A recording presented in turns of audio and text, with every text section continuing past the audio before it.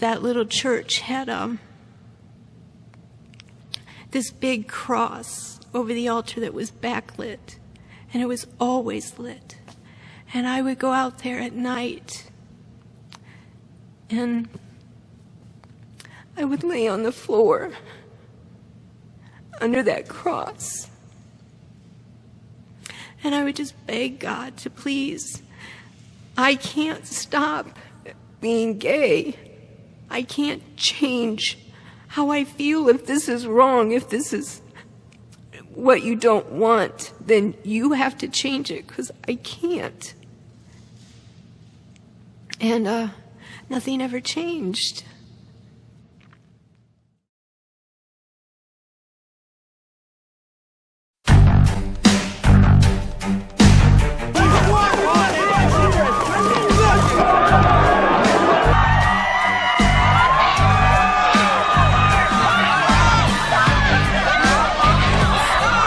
Being a homosexual and a lesbian is a ticket to hell.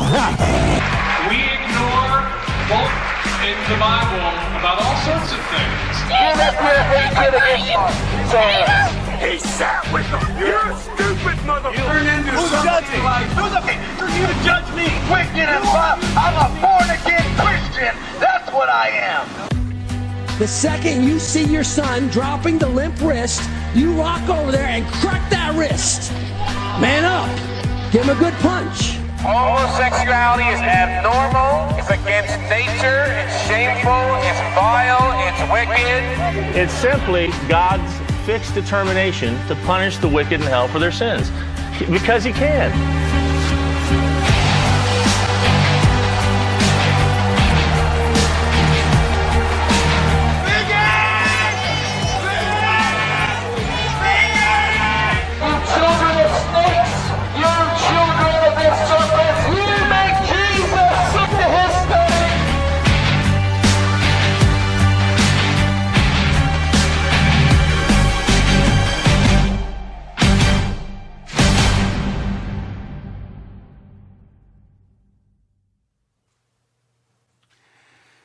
Ever since I can remember, way before I knew what sex was, I had an attraction to the same gender.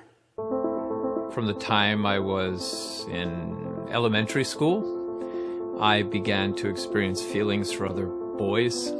And then in middle school and high school, my friends were being attracted to girls, but I was being attracted to them. It's not so much that one day I realized, oh my goodness, I'm a lesbian. And then, I thought, okay, well, maybe I'd better get myself a girlfriend. It was that, I had a best friend who, we could finish each other's sentences, we could talk for hours. And then eventually that became a sexualized relationship. When I first figured out that what I was feeling was what people call homosexuality was about 15 years ago. So I was about 14 years old. I remember being like, oh, so I'm what they call gay, and I didn't really know what to do with that, honestly. Even one of my best friend's dads was a psychiatrist, and he told me it was a phase and I would go through it. Somehow I knew this wasn't just a phase, and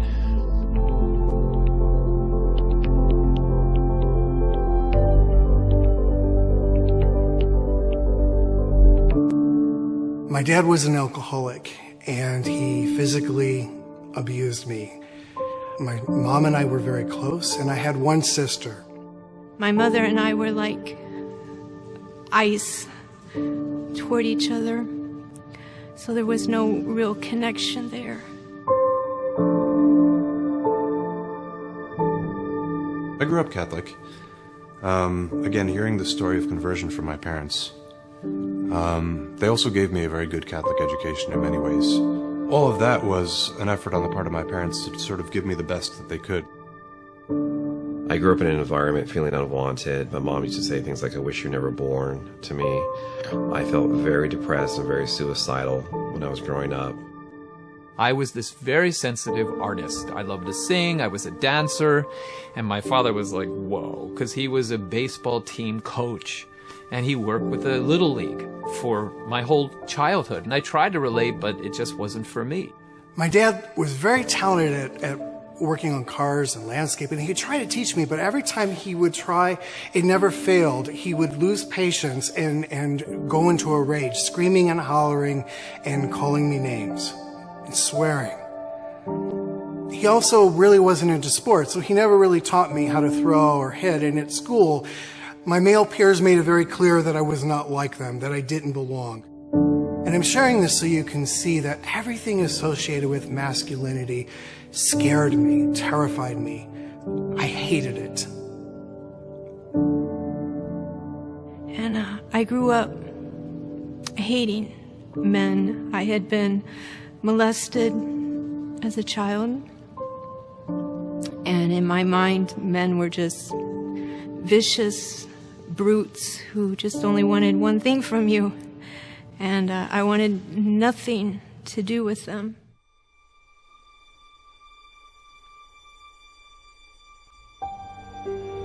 You have to understand that for women especially, it's very often not so much a matter of strong physical attractions to one gender or to the other gender. It's a matter of how you emotionally interact with people. Because I always had a hard time bonding with boys my own age. I was much more sensitive, much more artistic and creative. And so it was natural for me to actually focus on hanging out with the girls because those were the activities the girls were doing. My parents had sent me to a psychologist at around the age of 12 because I guess I used to be somewhat effeminate. And they were worried, like, oh my gosh, he's going to be gay. That was a miserable experience, honestly, because I had the idea that there was just something horribly wrong with me, that I was, like, abnormal in some way. They didn't say this, but that was the message that came through to me. Some of the self-talk that I used to say when I was very young was, if only I looked like him, if only I was athletic like him, if only I was strong like him, if only I could play football like him, then maybe I would fit in, maybe I would belong, maybe I wouldn't be so alone and different. There was such an intense shame and loneliness associated with that longing to fit in. I was so desperate for somebody to give me some attention and some physical affection, and I needed somebody just to let me know that I existed and that I was okay. When I became a teenager, this attraction became sexualized, and it brought me so much turmoil. I felt completely alone. I felt like a freak.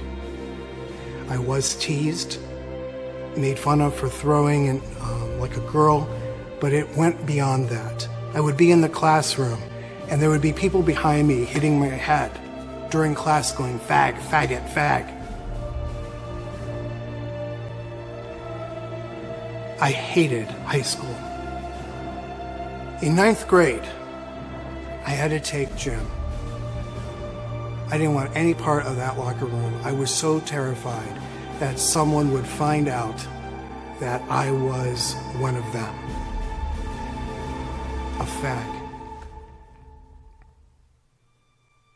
So I had to force myself to participate. But I refused to take a shower. I just changed my shorts. I didn't care if I stunk.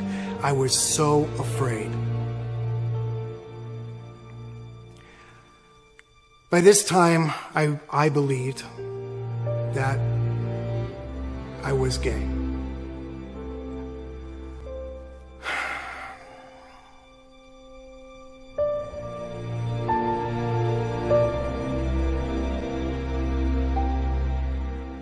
I think the bullying really caused me to go deeper into the sexual acting out because I needed relief. I needed to help find some kind of source to help kill the pain. And I wasn't definitely getting that from people necessarily in the church because I didn't feel like I could talk to them about that.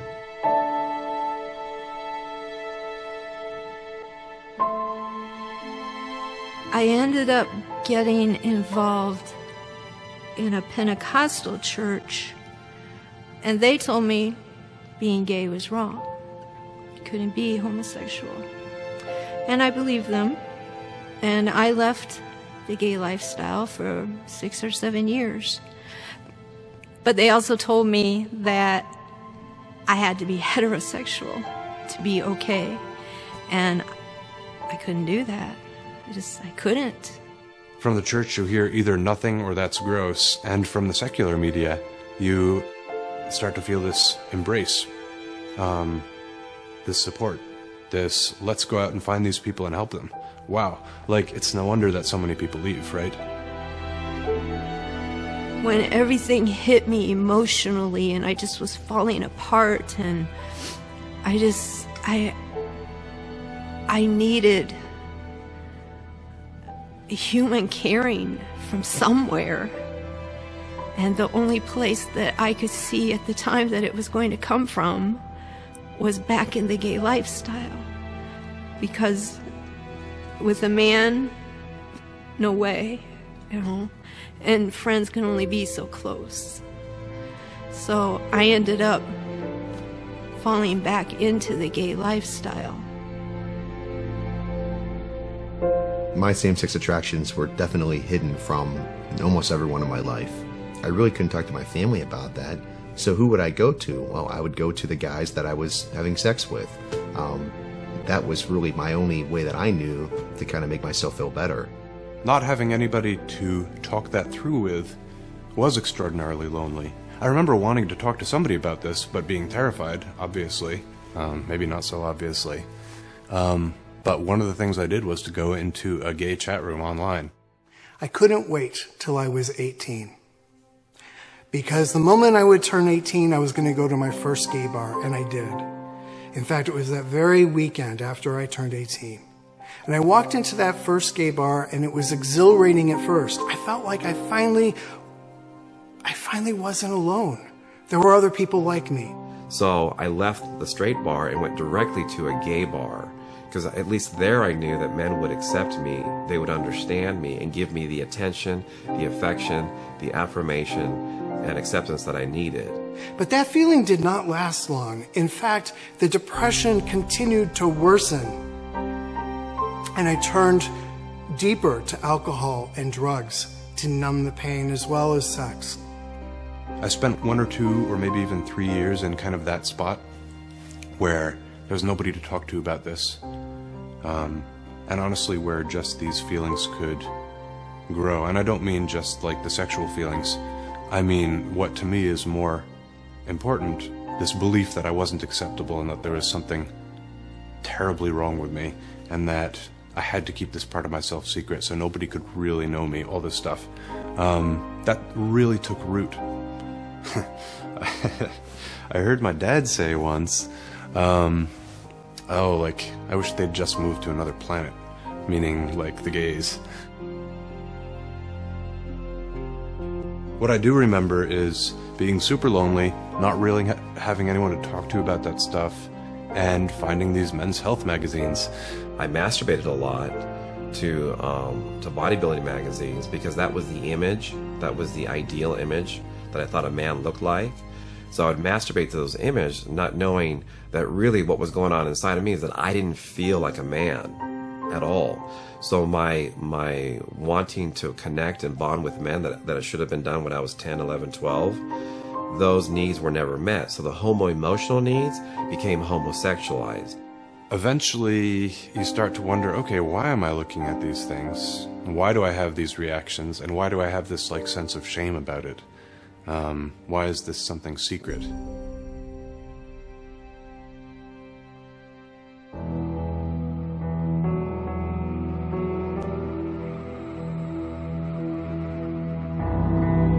Went to college and I came out, and I had a male partner for 3 years. I said, okay, I'll start with a bisexual label, which is a very common thing for people to do. And then I thought, this is silly. I don't actually relate well with men. I should just say lesbian. That's the more honest. I was the president of Gays and Lesbians United in Toledo. I used to write for the gay newsletter. I pretty much ran the gay church. I had a boyfriend at the time. I broke up with him because I told him, look, this is not going to work out with me because 1, I'm a Christian, and 2, I just don't really feel this is who I am at my core. But it was very painful because I wanted the affection, I wanted the attention, I wanted the acceptance and affirmation that he was giving me, but he also wanted the sex. And so I was confused because society was telling me, oh, this is what it means to be gay. The gay churches that I was attending had Catholic deacons and nuns who were there telling us all that you could keep on being a practicing sexual homosexual, you're fine. I felt extremely depressed living in this life. The depression was overwhelming. The loneliness was overwhelming. And so I did what I really had to do, which was I struggled for many years, and I had sexual relationships with guys. I also had sexual relationships with girls. I really was stuck in the middle of not being able to connect with men, not being able to have a healthy relationship with women, and I really needed to experience healing in my life.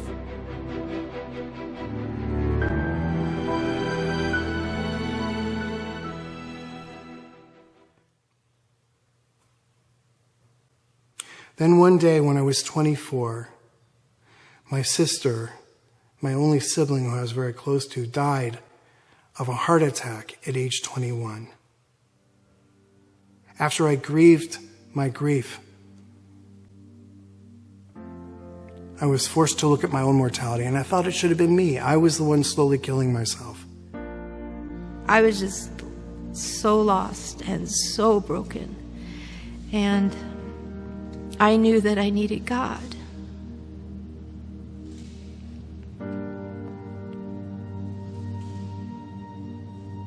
And I knew that the Catholic Church was the right church. And there was something there that I knew I didn't have. I just hadn't been very faithful all those years.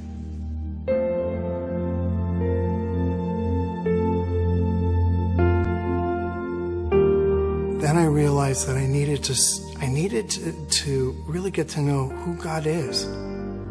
That He's not there to replace the emotional highs. There's got to be something more.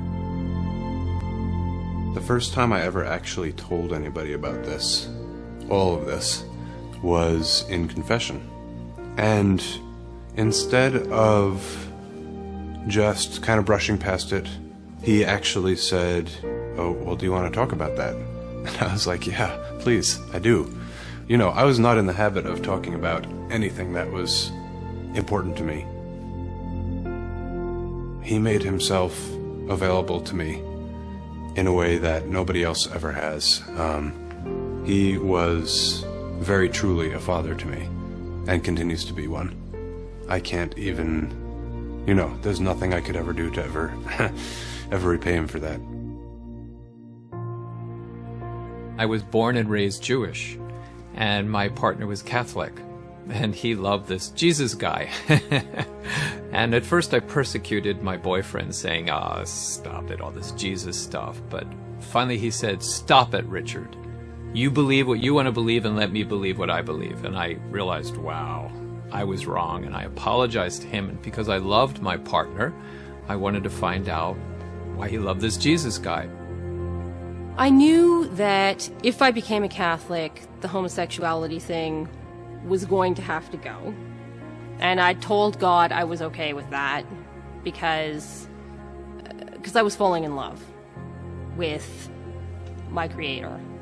And my identity and relationship to God just seemed more important than my identity and relationship to my girlfriend.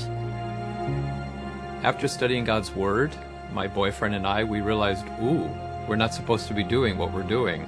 So we stopped the physical part of our relationship, and eventually we broke up. So I focused on building a strong foundation on God. And amazing things happened. I stopped sex, I stopped alcohol, I stopped drugs, and I verbally forgave my dad. I made some really good Catholic male friends. They taught me how to throw, how to hit, how to catch, and I began to like who I was.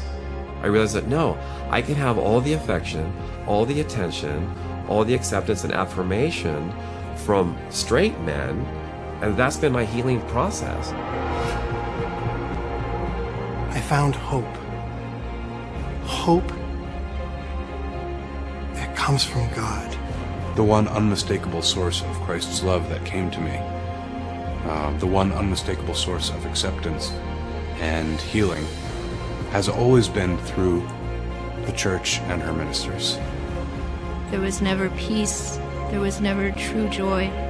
There was never happiness anywhere that I went in the world until I came to the Catholic Church.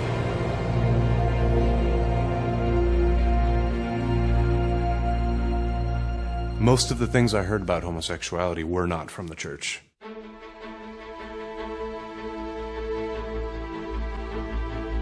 I knew what was prohibited. I knew that there wasn't a future for me with, like, being married to a man or something. I didn't know why it was prohibited. It seemed arbitrary and cruel, as it still seems to a lot of people. To anyone who experiences heterosexual feelings, it feels natural.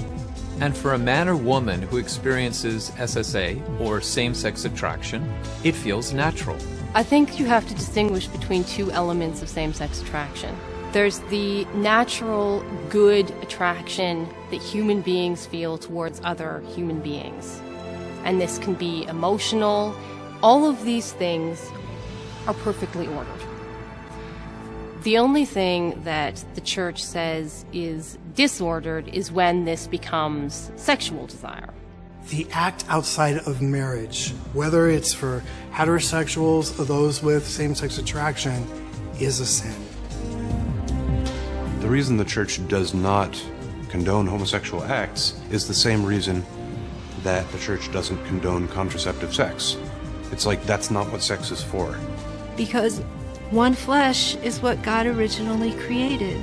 A man shall leave his mother and father and cleave unto his wife, and the two shall become one flesh. And two male bodies can't recreate this. Two female bodies can't recreate this. Only a male and a female. So when the church says that same-sex attraction is inherently disordered, what they're saying is that desire can't be fulfilled according to the design of our bodies. I think a lot of people, when they see in the Catechism of the Catholic Church that a same-sex attraction is considered disordered, they feel like that's very harsh language or that it's a judgment. And actually it's not. I mean, how many of us have told a lie? Well, that's a disordered attraction. And how many of us have seen a member of same-sex or opposite sex and lusted over them in our hearts and our minds and our actions? That's a disordered. And one of the Eucharistic prayers of the Catholic Mass talks about asking God to help heal our disordered desires and affections for the universal church. This goes for everybody from Pope Francis all the way down. This is not saying, homosexuals are bad or they're somehow worse or more in need of saving. All of us are in the exact same boat. Every human being, regardless of what you actually desire, you're made for more than you might desire right now. Original sin, for all of us, for every human being on the planet, has disoriented our desires. We often find ourselves hungry for things that don't satisfy the ache, don't satisfy the need. The church is not saying that the desire is a sin. See, actions are sins. Desires are not. Because you can't be charged with a sin for something you didn't choose, something you can't be in control of. But once we have these attractions to whatever, then I need to choose how I behave. What do we do when we find desires in us that are not in keeping with the design for human flourishing? Well, if we want to flourish, we need to learn how to say no to a desire that would take me away from true flourishing so I can say yes to that which leads to authentic flourishing. So those with same-sex attraction aren't being asked to do anything different than a heterosexual. We're all called to chastity, every single one of us. Chastity is the virtue that orients our sexual desires according to God's design so we can reach our destiny. It's not about saying no to pleasure and no to herpes and then no to hell, you know? It's really about saying yes to one really important thing. Yes to authentic love. The chaste person is not the asexual person. The chaste person is somebody who knows what to do with their sexuality. Everyone is called to chastity, not as a repression of desire, but as an inner transformation and redemption of desire according to God's design, so we can reach our destiny. When the church invites people, that we're not inviting them to a life of emptiness and loneliness. We're inviting them to fully actualize themselves by living out God's plan. Real fulfillment in life isn't achieved by having sex and being sexually active. Real fulfillment in life is reached through love, and love is doing what's right. And so if you're a man and you're attracted to another man, the question is, what is best for my beloved? What is best for this man I love? Because God and the church and Jesus Christ and the Gospels are not forbidding me to love me, they're commanding me to love him. So how do I do that? Maybe it's through sacrifice. Maybe it's through intercession. Maybe it's through prayer. Maybe it's through purity. Living according to the natural law means humbly submitting to the design of the Creator and saying, this is the way I am going to choose to live my life. Even if internally I have to fight against impulses and desires that want to take me in a different direction. I humble myself. I say there's a bigger plan, there's a bigger reality, and I submit myself to it. And when the church invites people with same-sex attraction to do something really difficult, to follow God in their state of life, and man, people who are doing that, they're heroes. And I think a lot of these same-sex relationships can be true, solid, good friendships, because nobody can live without intimacy. We all need intimacy in our lives. Intimacy, unfortunately, has come to mean sex. It's synonymous with sex, and it's not. It means into-me-see. We want to be known and loved at our deepest levels, and we want to know and love others at their deepest levels. So we can have lots of sex and no intimacy. We can have lots of intimacy without sex. We also need to understand that for people who have chosen to live chastity, one of the biggest obstacles is isolation and loneliness. The church has to function as family and as community, and it has to do so in a way that is more powerful and more real than the family and community that people find in the gay scene. At the moment, we're not anywhere near that.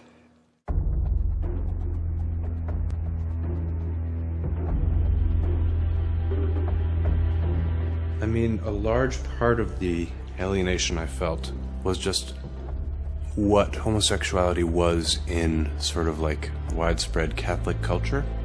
You know, kind of like mean jokes got said about it. Or not mean because, well, nobody we know is actually like that, so we wouldn't talk like that if any of us were like that, but of course, you know, I'm sitting right there.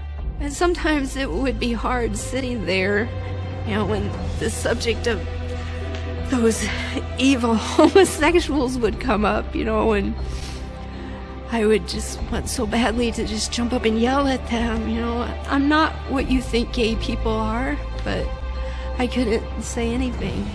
There's this sense that, well, if I do, then they're not going to see me anymore. They're going to see this label. They're going to identify me with the enemy in some way. Unfortunately, there are a lot of people who've had negative experiences. Usually it's with people who have grasped the law, but who have not grasped the teaching that a homosexual is a person.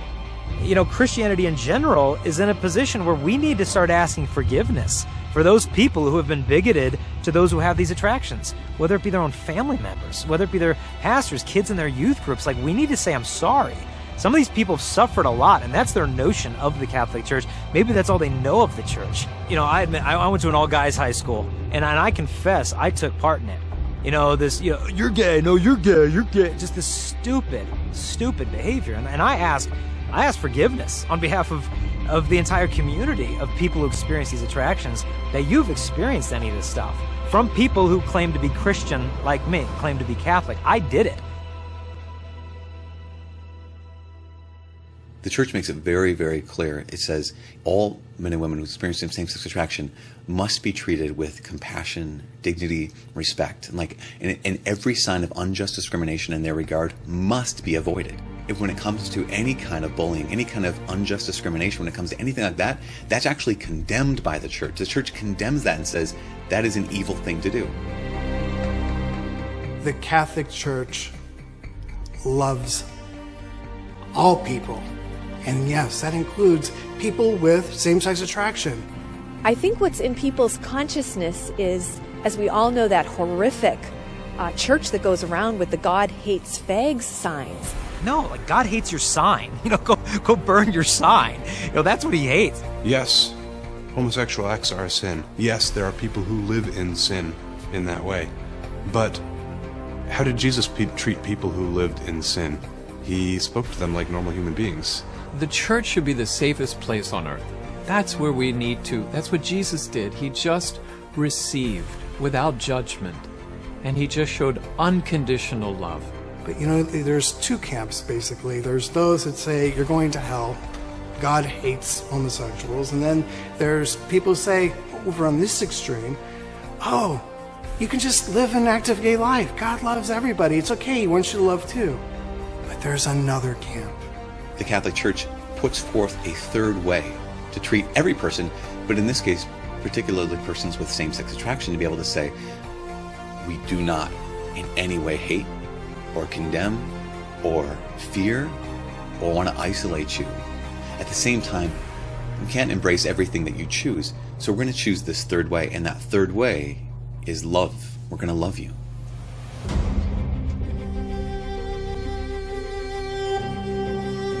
I find so much comfort in the church's teaching regarding same-sex attraction because it tells me that the Lord loves me. I can live, and I do live, a fulfilling, chaste life. My whole life I would cry and beg God, please make me good. I don't want to be evil. That drove me to search and search and search. And I just wanted what was the truth. Don't tell me nice lies. I just want what is the truth.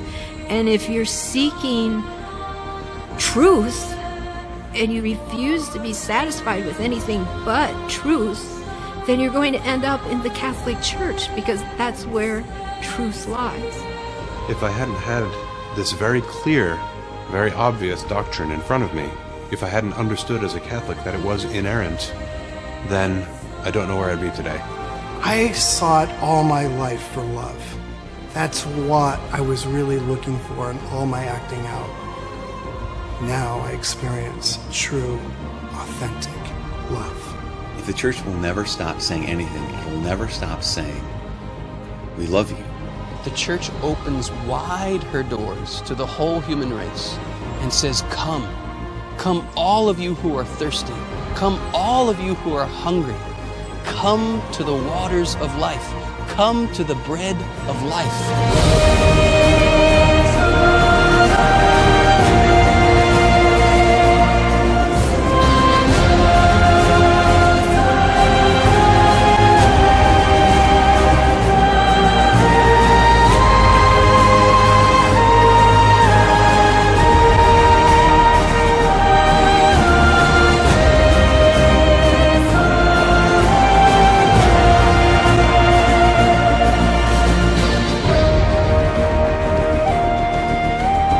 Catholic Church holds out to you the hope and the reality that you don't have to wait till you die to become a saint.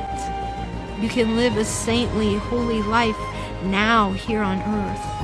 And so we're calling those people who do experience same-sex attractions to love through purity and through sacrifice. Not a life of desolation, but a life of deep union with Christ and with the church. Because those people who have these attractions, they belong in the Catholic Church.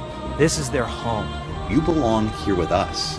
You can share with us your struggle. You can share with us your attraction. And we're still going to love you. I know that I am a Catholic man. That's my identity. I used to think I was gay. I'm not gay. I am David, a Catholic man.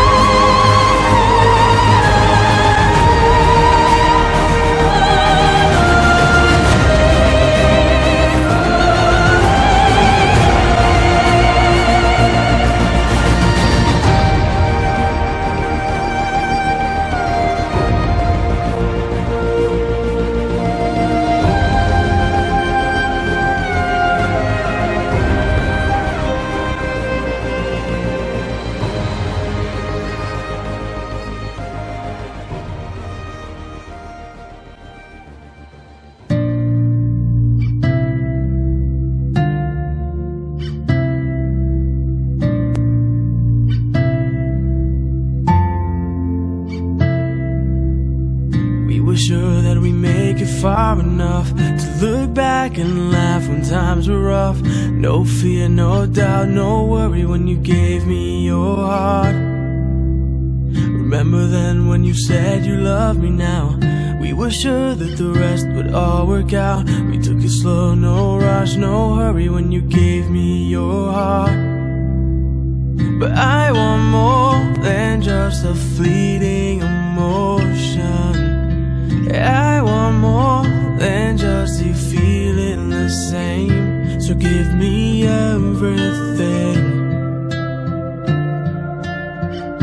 and I'll drop anchor in your heart and fall asleep in your arms. So give me everything,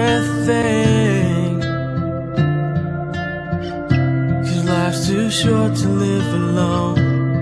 To be the one that keeps me warm at night.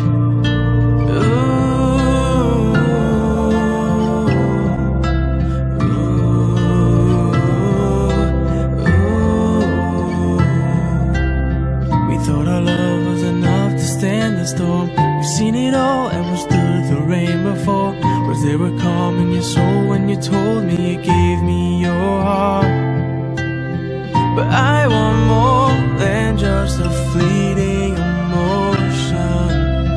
I want more than just you feeling the same. So give me everything,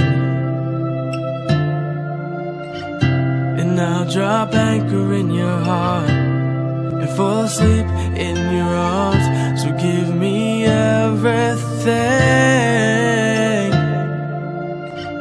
'cause life's too short to live alone. So be the one that keeps me warm